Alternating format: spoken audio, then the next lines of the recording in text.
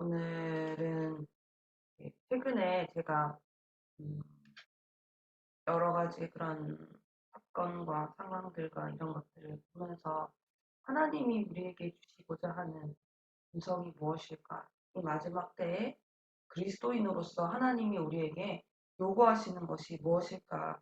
고민하면서 저에게 좀 부딪혔던 말씀을 나누고자 합니다. 특별히 저는 최근에 진행된 많은 일들을 보면서 노아의 때에 대해서 생각을 해 보게 된 것 같습니다. 홍수로 심판이 일어나는 그날까지 사람들은 먹고 마시고 시집가고 장가들고 모든 것을 다 하는데 딱 하나만 깨닫고 있지 못했습니다. 그것은 하나님의 약속과 또 하나님이 주신 그 언약이었습니다.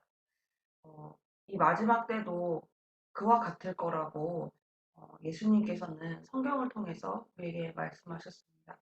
점점 더 어, 마지막 때가 오면 올수록 더욱더 그 고통의 때에 하나님을 배역하고 하나님과 상관없는 삶의 모습들이 더욱더 드러날 것이고 그와 동시에 그런 환란과 재앙들이 있을 것임을 성경은 이야기하고 있습니다. 이때 하나님께서 우리에게 원하시는 것이 무엇인지 또 말씀을 통해서 함께 찾아보기 원합니다. 살펴보기 원합니다. 어, 디모데후서를 보면 디모데후서 3장에 보면 1절에 보면 이런 말씀이 있습니다. 너는 이것을 알라. 말세에 고통하는 때가 이르러. 말세에 갈수록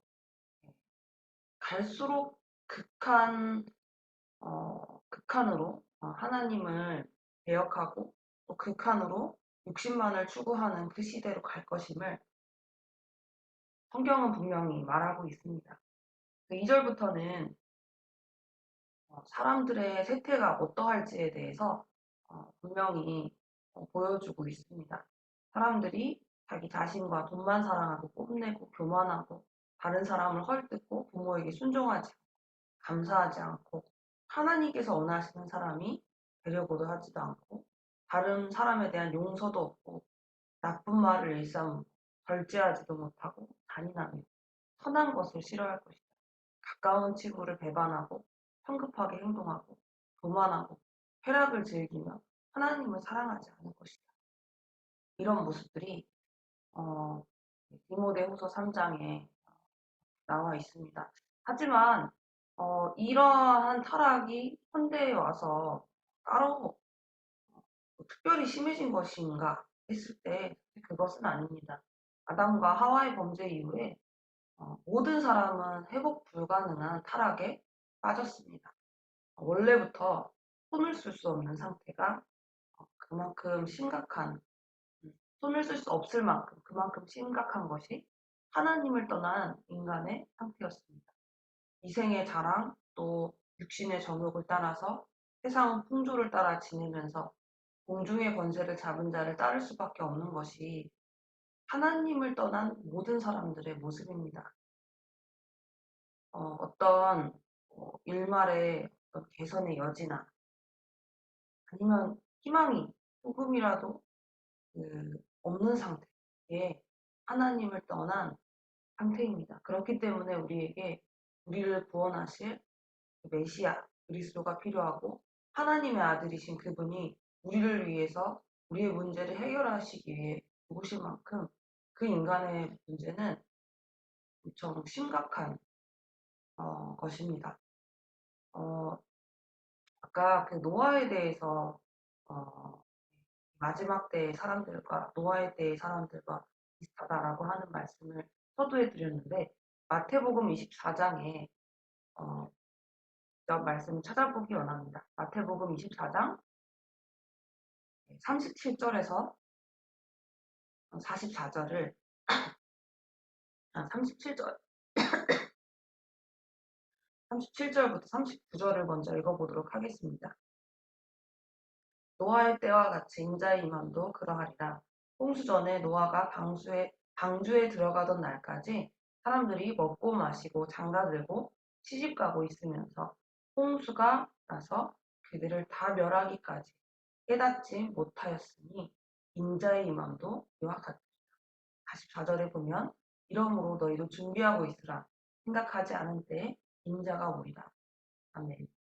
홍수 전까지, 홍수에 들어가던 그날까지, 그 순간까지 사람들은 어쩌면 비가 이렇게 막 점점 오고 비가 점점 뭔가 이렇게 홍수가 나는 것 같아 보이고 물이 차오르고 그럴 때까지도 사람들은 몰랐을 것입니다. 그 순간까지도 사람들은 자신들의 일상을 살았을 것입니다. 그때 그 순간까지 39절에 그들을 다 멸하기까지 그때까지 깨닫지 못하였다고 이야기를 합니다. 그때까지 깨닫지 못하는 것이 사실 인간의 죄성입니다. 그것이 그 죄악이 가득한 이 세상의 태태입니다. 그게 하나님을 떠난 모든 사람들의 본성의 모습입니다. 먹고 마시고 장가들고 시집가고 이게 중요합니다. 하지만 그게 전부는 아니라는 것입니다. 어, 하지만 하나님을 떠난 인간의 그 모습, 사람들의 모습들은 이러한 육신의 것이 전부고 하나님이 없습니다. 그리고 근데 그 하나님이 없는 삶을 살아가고 어, 상관없는 삶을 하나님과 상관없는 삶을 살아가는데 멸망의 그 순간까지도 하나님을 모릅니다. 이것이 죄이고 이것이 하나님을 떠난 어, 회복 불가능한 그 인간의 상태입니다. 하나님의 형상이 어, 하나님을 모른다. 이것이 너무나 심각한 문제고 더욱더 이 땅의 문제가 다른 문제가 아니라 하나님을 떠난 문제이다라고 하는 것을 우리는 성경을 통해서 다시 한번 확인할 수 있습니다. 주의 다시 오심이 반드시 임할 것인데 그날에 주의 심판이 임할 것이고 이 땅의 끝이 반드시 있을 것인데 인자의 임함도 그러하리라 하신 그 말씀 그대로 어, 그날이 반드시 임할 텐데 그때 이 노아의 때와 같이 사람들이 홍수가 나서 그들을 다 멸하기까지 끝까지 갈 때까지도 하나님이 없고 하나님과 상관없는 이 말세에 고통하는 때를 살아가면 가다가 그 끝을 맞이하게 될 것임을 성경은 이야기하고 있습니다. 누가복음 17장에 동일한 본문에서는 역시 이 노아의 때 예수님 노아의 때에 대해서 어, 예수님이 말씀하신 부분이 나오는데 이때는 또 로세 때도 함께 언급이 됩니다. 누가복음 17장 28절에 보면 이렇게 나와 있습니다. 누가복음 17장 28절입니다. 또 로세 때와 같으리니 사람들이 먹고 마시고 사고 팔고 심고 집을 짓더니 29절 롯이 소돔에서 나가던 날에 하늘로부터 불과 유황이 비오듯 하며 그들을 멸망시켰느니라. 30절 인자가 나타나는 날에도 이러하리라. 어, 세상에는 눈에 보이지 않는 그런 큰 흐름이 있습니다. 그것이 세상의 풍조입니다. 세상의 풍조는 세상의 풍조를 우리가 철저히 그것만 따라서 갈 때는 하나님이 있다는 것을 우리가 인정할 수 없습니다. 그냥 어, 우리의 영적인 눈이 이렇게 감겨 있을 때는 보이지 않기 때문에 우리의 육신으로의 눈으로는 전혀 보이지 않기 때문에 그 큰 흐름에 떠밀려서 함께 흘러가기가 사실 너무나 쉽습니다. 누가복음 21장 34절에는 이때 우리는 스스로 조심하여 하나님 앞에 서야 할 것을 권면하고 있습니다. 누가복음 21장 34절입니다. 너희는 스스로 조심하라. 그렇지 않으면 방탕함과 술 취함과 생활의 염려로 마음이 둔하여지고 뜻밖의 그날이 덫과 같이 너희에게 임하리라. 너희는 스스로 조심하라. 조심할 것을 하나님, 예수님께서는 말씀하셨습니다. 그렇지 않으면 방탕함, 술 취함, 이 세상의 향락과 세상의 문화와 세상의 즐거움과 세상의 기쁨을 따라서 그냥 육신의 기쁨, 육신의 안위를 따라서 막 가면서 그와 동시에 생활의 염려로 네, 제가 최근에 또 네, 잘 안 되긴 하지만 요리를 시작을 했는데요. 어, 이게 예전에 좀 이해가 안 가던 게 맨날 음, 주부들이 아, 아침을 뭐 먹을까, 점심을 뭐 먹을까, 저녁을 뭐 먹을까 이렇게 걱정하는 얘기를 제가 들었는데 이해가 안 가고 공감이 안 갔는데 제가 그런 염려를 최근에 하게 되었습니다. 어, 생활의 염려. 왜 이렇게 장바구니 물가는 비싼 것인가? 그리고 무엇을 먹어야 하는 것인가? 어떻게 해야 맛있는 것인가? 제가 요리의 예만 들었지만 이 생활의 영역 생각보다 그 부모님의 제가 좀 오랫동안 이게 등골을 좀 이렇게 빼먹으면서 살았던 불효자로서 이렇게 독립해서 사니까 굉장히 생각해야 될 부분도 너무 많고 이 생활의 염려가 밀려옴을 이 청소는 어떻게 할 것이며 경제는 어떻게 해야 될 것이며 그냥 많은 것들이 이렇게 한꺼번에 다가오는 것을 느꼈습니다. 이 생활의 염려로 어, 이것이 마음에 이렇게 좀 최근에는 더 공감이 되는 것 같습니다. 이 세상의 기쁨과 이 세상의 기준과 이 세상의 향락과 이 세상의 즐거움과 그리고 생활의 염려로 마음이 둔하여지지 말라. 스스로 조심해라. 주님께서 저에게 말씀하시는 그 음성이 들렸습니다. 뜻밖의 그날이 덫과 같이 너희에게 임하리라. 뜻밖의 주의 다시 오심이 덫과 같이 생각지도 않았을 때 물론 생각지도 않았을 때 오시겠지만 그날을 바라보지도 않고 준비하지도 않고 그리스도인이긴 하나 어, 정말 그리스도를 바라보지 않으면서 살아갈 때 그때 뜻밖의 주님이 오신다면 과연 우리가 주님 앞에 칭찬받을 수 있을 것인가 그런 생각이 들었습니다. 어, 이 마음이 분해지지 말고 또 올바로 복음 안에서 깨어 있어야 할 것을 성경은 이야기하고 있습니다. 디모데후서 3장 아까 1절을 함께 나누었는데요. 마지막 날에 많은 고난이 있다는 것을 기억하라. 말세에 고통하는 때가 이를 것이다. 분명히 사도 바울은 디모데에게도 이야기를 했습니다. 그리고 난 후에 그때에 그와 같이 휩쓸리지 않고 어떻게 해야 하냐라고 했을 때 14절 디모데후서 3장 14절에는 사도 바울이 이렇게 권면합니다. 그러나 너는 배우고 확신한 일에 거하라. 너는 내가 누구에게 배운 것을 알며 그리고 그 이후에 성경을 알았으니 라고 나와 있습니다. 배우고 확신하는 일에 거하라. 이 말세에 고통하는 때에 방탕함과 술 취함과 생활의 염려로 마음이 둔하여지지 않고 그 사람들과 똑같이 그냥 먹고 마시고 사고 팔고 심고 집을 짓고 그냥 그것만 바라보며 살아가지 말고 이 배우고 확신한 일, 예수님이 그리스도라고 하는 이 복음 안에 거할 것을 그리고 또한 성경 안에 거할 것을 사도 바울은 권면하고 있습니다. 우리는 어, 이를 통해서 하나님의 음성을 듣고 이 마지막 때에 하나님에게 우리에게 주시는 그 음성을 정확하게 들어야 할 것입니다. 배우고 확신한 이 복음 안에 거하며 깨어 있어라. 깨어 있는다는 것이 무엇일까요? 어, 정확하게 보는 것입니다. 하나님을 떠난 이 땅을 정확하게 보고 그 땅에 있는 영혼들을 보고 그리고 주님의 마음을 알고 그리고 주님의 마음으로 그들을 살리는 것입니다.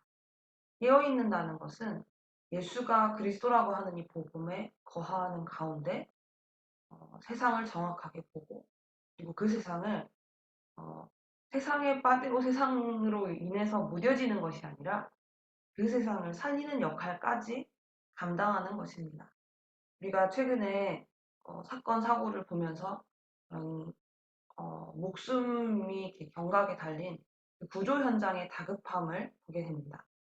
많은 어, 의인들이 사람들을 이렇게 구하는 모습들을 보게 되었는데요. 우리 또한 정말 그 영적인 시급함을 가지고 영혼을 살려야 되지 않나, 이런 생각이 들었습니다. 이 목숨이, 한 사람의 목숨이, 그 생명이 얼마나 가치 있는지를 알고, 또 그 영혼을 한 명 한 명을 구하기 위해 오신 예수 그리스도의 사랑과 하나님의 그 계획하심을 보고 우리도 그 영혼을 살리기 위해서 하나님 앞에 나아가야 되겠습니다. 많은 영혼들이 안타깝게 운명을 달리하는 모습을 우리가 볼 수 있었습니다. 하나님이 우리에게 저들을 살리라고 하는 메시지를 주고 계시는구나 라는 생각이 가장 많이 들었습니다. 특별히 이번 이태원 사건을 통해서 10대, 20대, 30대 이 젊은 영혼들입니다. 정말 다음 세대, 저도 이제 30대인데, 30대,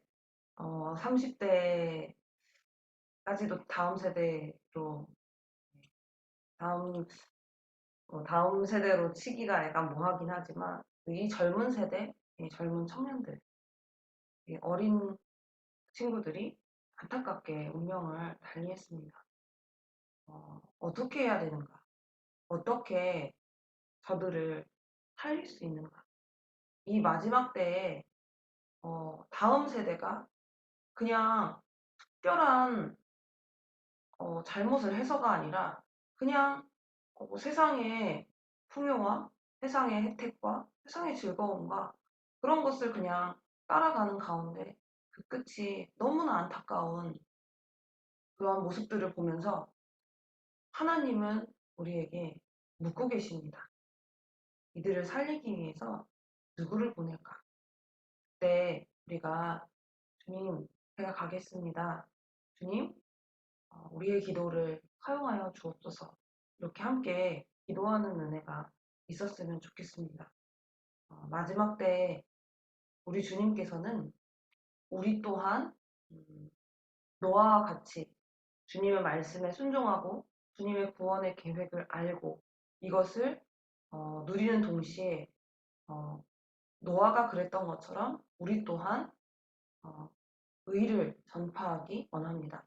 베드로후서 2장 5절에서는 오직 의를 전파하는 노아와 그 일곱 식구를 보존하시고 이런 말씀이 나와 있습니다. 노아는 그 배를 짓고 하나님 앞에 나아가면서 오직 의를 전파했습니다. 하나님의 말씀을 전파했고 살 수 있는 유일한 길이 방주 안에 타는 것임을 전했습니다. 그와 같이 우리도 이 마지막 때에 주님의 도우심으로, 우리의 힘과 능력이 아니라 주님의 도우심으로, 주님의 마음으로 영혼들을 살리고 영혼들에게 이 복음을 전하기 원합니다. 이 소돔과 고모라 성의 그 멸망 이전에 그 성을 두고 또 의인을 두고 강구하던 아브라함의 모습을 우리가 성경을 통해서 기억을 하고 있습니다. 아브라함이 재차 주님께 주님 뭐하지 마십시오. 한 번만 더, 한 번만 더. 제가 마치 티끌 같지만 아무것도 아닌 자이지만 한 번만 더 살려주세요. 어, 거기서 만약에 의인이 10명이라도 있으면은 어떻게 하시려고 그러십니까? 정말 하나님 앞에 간절한 마음으로 엎드리는 모습을 우리가 볼 수 있습니다. 그때 하나님께서는 내가 너의 기도로 말미암아 멸하지 아니하리라. 물론 10명이 안 돼서 소돔과 고모라는 멸망했지만 하나님께서는 아브라함에게 이 약속하시는 모습을 우리가 창세기 18장을 통해서 볼 수 있습니다. 주님께 납작 엎드려서 그냥 저 악인들 뭐 잘됐다 이것이 아니라 납작 엎드려서 저곳을 어, 살려주시옵소서 이렇게 기도하던 그 아브라함의 심령을 가진 자가 어, 우리가 되었으면 좋겠습니다. 마지막으로 요나서 4장 11절을 읽고 말씀을 마치기 원합니다. 요나서 4장 11절입니다. 하물며 이 큰 성 니느웨에는 좌우를 분별하지 못하는 자가 12만 명이요 가축도 많이 있나니 내가 어찌 아끼지 아니하겠느냐 하시니라. 아멘. 하나님께서는 요나 선지자에게 니느웨 백성들이 회개함을 보고 화가 나서 분노했던 그런 요나 선지자에게 마지막에 하나님께서 하신 말씀입니다. 네가 너에게 그늘을 주었던 박넝쿨이 없어진 것도 힘들어하는데 이 큰 성읍 니느웨에는 좌우를 알지 못하는 도무지 끝까지 알지 못하는 너가 가지 않으면 멸망이 와도 멸망이 오는 그 순간까지도 깨닫지 못하고 알지 못하는 자가 12만 명이나 있어. 그리고 가축도 많이 있어. 근데 내가 어찌 아끼지 않겠니? 내가 어찌 그들을 측은하게 생각하지 않겠니? 내가 어찌 불쌍하게 생각하지 않겠니? 하나님께서는 이 말씀을 어, 요나에게 주시면서 요나서를 이렇게 마무리 하셨습니다. 근데 저는 이것을 읽으면서 아, 저 사람들을 아껴야 되겠다. 이거 이전에 저 사람들이 좌우를 분별하지 못하는 세상 사람들이 있구나. 이것 이전에 아, 내가 좌우를 분별하지 못하는 인생이었는데 끝까지 주님을 모르고 끝까지 주님께 불순종하고 끝까지 주님을 저주하고 그렇게 살다가 영원히 심판받을 그런 사람이었는데 그 주님이 나를 아끼시고 주님이 나를 측은히 여기시고 주님이 나를 귀하게 여기시고 불쌍히 여겨주셔서 내 인생에 찾아오셨구나.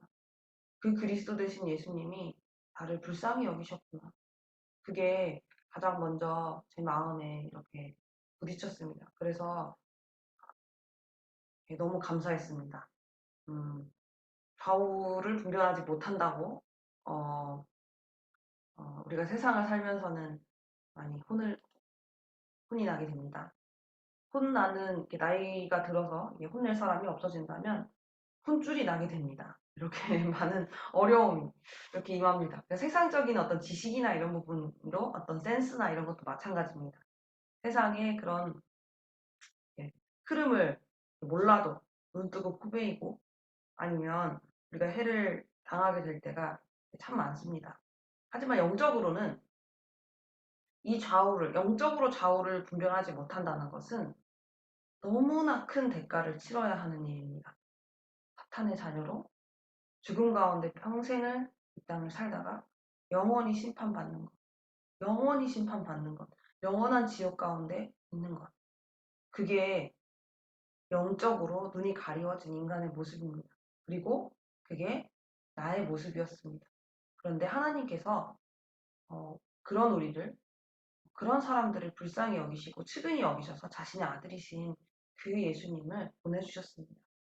이 복음을 정말 이 마지막 때에 우리가 정확하게 알고 또 믿고 또 누리는 가운데 이 죽어가는 영혼들에게 주님의 마음으로 노아가 의를 전파한 것 같이 아브라함이 주님 앞에 엎드려서 저들을 정말 살려주십시오라고 기도했던 그 심령과 같이 우리가 그 영혼들을 두고 중보하고 또 기도하고 또 복음을 전하는 은혜가 있어야 되겠습니다.